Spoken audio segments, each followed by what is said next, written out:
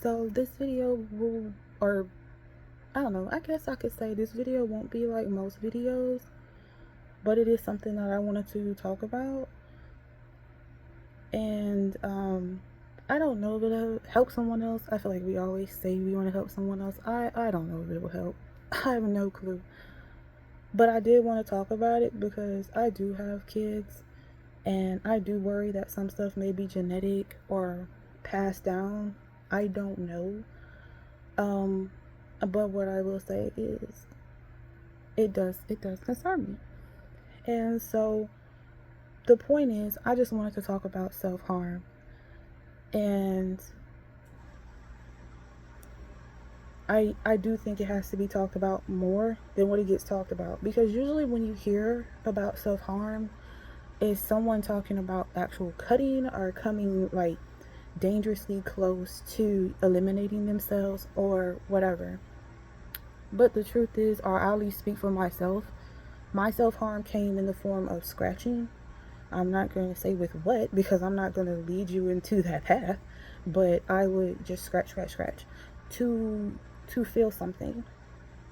To feel something, it was like a void, and or it was because it's not even a normal void either. It's like you're just in so much pain and there's so little relief, and you seem like you're trapped in this very vicious cycle to the point where it's like you need to feel something else that is painful that you do have control over, because right now the void that you're in with pain is suffocating you, and there has to be a way out.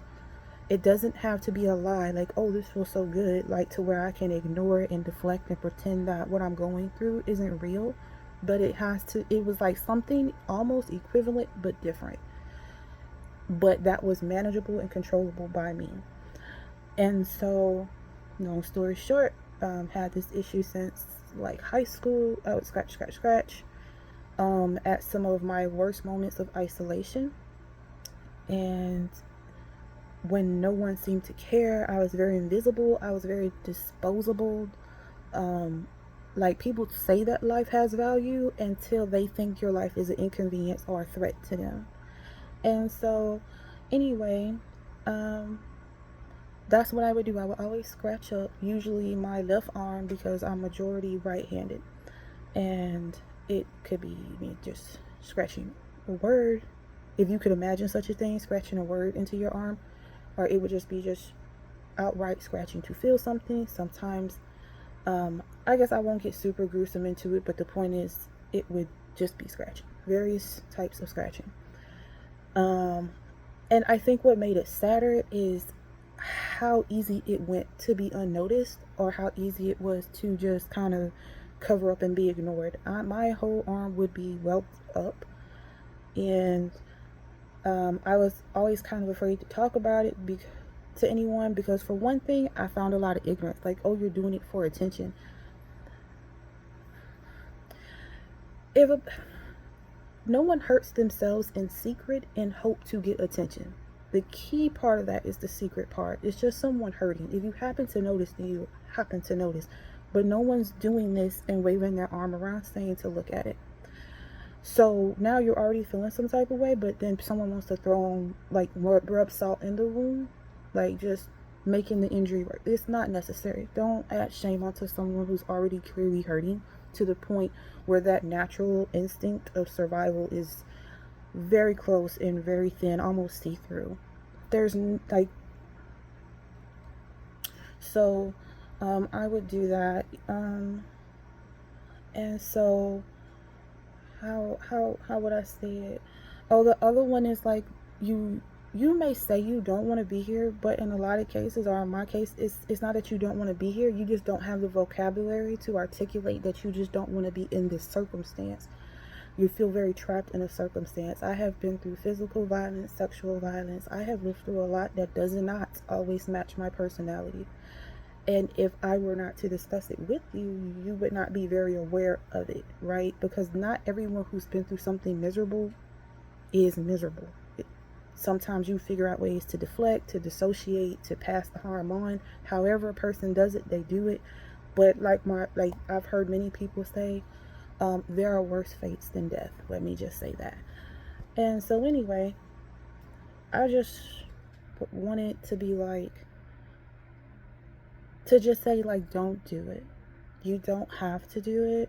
I have absolutely years of self-harming, years of it, and I do want to say don't do it. And sometimes it is hard to stop doing it. I personally, because if you're not careful what you associate your healing with, because in a way it is healing even though it's damaging, your mind may loop and link itself to it, and then you will keep self-harming as your way to cope with very difficult, heavy and weighted situations, whatever that may be for you. And so yeah, it was pretty bad. I would have them all the way like down here in good lighting, and if you know what you're looking for, you may actually still be able to see some of the lighter spots or some of the darker spots. Most of it's healed, which is honestly why I would go for the scratching, because scratching will heal. It may whelp, it may scar, it may scab, but it will typically heal. And I will say this too, what else makes it dangerous is sometimes you'll get so comfortable with the scratching that when it starts to do nothing for you emotionally, or in that void, in that heavy place, you may opt for something a bit more dangerous or a bit more sharper, or maybe a bit more dull, a bit more riskier, because it's looking to reflect the pain you're in, but in a way that you can control it. Speaking from my experience, not everyone I'm saying is going to do it, but I just want to talk about it from what I felt like. So eventually things escalate because I've just been through a lot. I and a knife is involved. And next thing you know, um, I've gone for my risk. Let me say this. I don't suggest it. I don't suggest it. Um, for one thing, it hurts. It hurts. If let me say this, if you don't hit your target, if it just scratches a little bit much and you don't need really medical intervention, there are tendons there. There are tendons there, and it absolutely hurts. Like, I was not able to use my hand for a little while because, or grip anything heavy. Everything had to be light. It had to be wrapped. It is literally by the grace of God that I am still here. I don't always know why I'm here, but I'm still here. And so I'm not sure.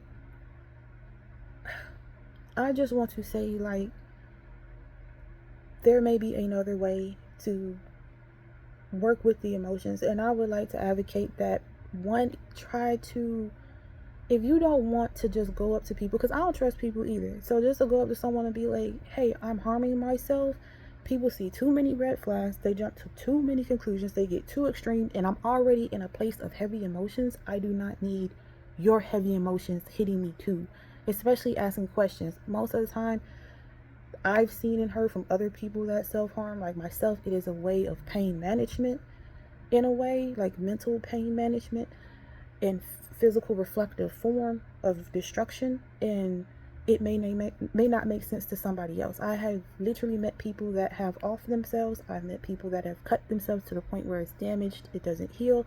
I've been friends with, for many years, people who have lost folks to people who just went all the way through. And it's, I'm just gonna tell you, someone who, I'm just gonna say, like, if it is presented to you, a large emotion is not it. If you are self-harming, I would advocate to find the words for what you're actually feeling. What do you actually feel trapped in? I would advocate for, try to find a therapist that works with it. Some people advocate that instead of harming your flesh in a way that's so visible and physical, some people say just, get ice and hold it so there's still the pain there, but your flesh is not damaged. Um, I would just warn against doing it. If you don't have to start it, if you can try to grasp the word, because sometimes having a word for something is like such a fresh air. It really helps validate what you've been through, how you've been through it. It lets you know that you're not crazy, and that taking that edge off is sometimes just enough to keep you off the cliff. Um, also, how can I say, just take a break.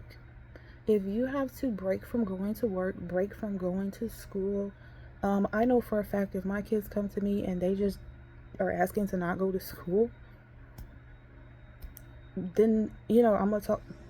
Obviously, stuff must be discussed, but I'm not gonna sit here and just force the issue. I know that's not a luxury for other people, but I do want to listen to their voices. It's a life. We should value life as we say we do. Missing a few days of school is probably not going to change that GPA or your future trajectory in life. But what probably will do it is if I force you to go while you're already juggling heavy weighted issues, and then now you're not here no more, or now you pick up a lifelong dangerous and damaging issue.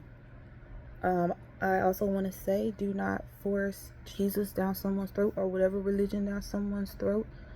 The Lord will find you in His own way. It's nothing wrong with using that as an avenue, but to force anything on someone who is already heavily laden and heavily burdened is probably not the route you want to go. I remember one time my mom found out about the idea of some of my self-harm, and then she wanted to try to talk to me, but by then it was too late. So I would always advocate to keep some type of communication with your child. This whole seen not spoken, letting them just raise themselves, I wouldn't recommend it. I recommend always making sure there is some place, some safe place you do once a week, once a month, where y'all come together, so it's not foreign to them when you do try to come and talk to them, so that they know you're not going to go too far. You are going through stuff as a parent. Parent is just a title. You're still hurting. So yeah, I don't know if I'm covering this the way I wanted to cover it. It is kind of a heavy topic, and I wasn't really sure, and I'm still not sure how I wanted to go into it, but I do know, I got 2 kids. I can see one of my kids is like Wednesday Addams and one is like Pugsley. That's the best way I can tell you, okay? One's very aggressive, but one is very soft. But either way, they're still human. And for one thing, if it's my struggle, it may be theirs. And it's I do want them to know, the same thing I would like anyone to know. Go to someone that you feel comfortable with talking to. But I would also like to say, as an adult, I'm still human. I'm not perfect. I may miss something, but please keep advocating to me. I would like to say it to other parents and people that may be considering self-harm to not stop advocating for themselves. But I do understand what it's like to be so exhausted, so drained, that your mind, the veil between life and no life, be so thin you could see through it. There's really no other way to explain it. It just really gets to be so heavy and so weighted that you can literally just see through everything. It's like you're not even here.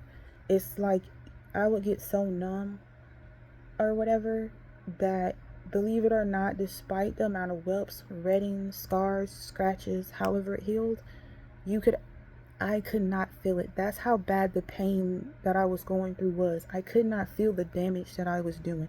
Even when I cut myself, I don't even think you can see it this day, especially with this thing being on black and white, and it's mostly healed.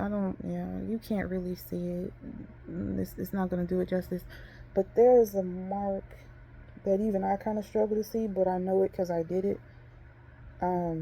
It's right over my vein. Like I said, I didn't even really feel that. That one was with a knife, not a sharp one, which is probably the only reason why I'm here. A worn out knife. A sharper one, I wouldn't be here. I'm sure. But I don't know. I'm trying to not be too visual or too gross. I really am more so just trying to advocate for it to be discussed, something to be looked out for. I don't want to be gruesome about it. I don't want to be oh, this is what I use, this is how I use it.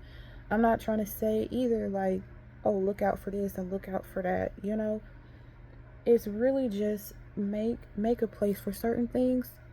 Make a place to discuss certain things. Bring up certain topics of your own. If you struggle with certain stuff, bring those topics up, with your children, because it may be something they struggle with. Like for me, I saw my dad and my grandpa be heavy I saw both my grandpas be heavy on abusive substances like drinking and smoking.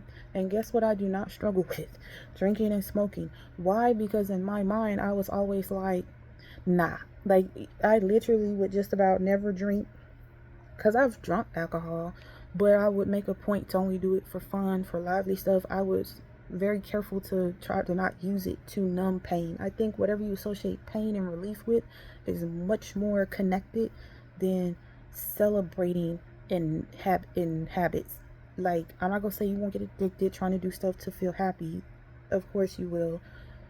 But just in my eyes and how I saw it work with my life, it's much harder to break addictions to something linked to pain than something linked to happiness. That's just my opinion, just what I saw, just what I lived through. But yeah, also I just wanted to bring it up because, like I said, I do have kids, and I do want them to know, like, you don't have to go that route. I want to advocate for ways to get out of that route, like talking to someone that you trust, finding a licensed professional somehow.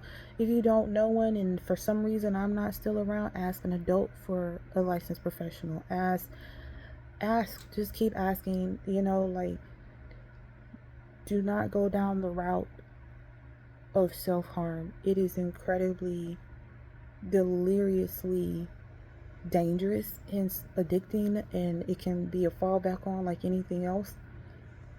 And I want better for them.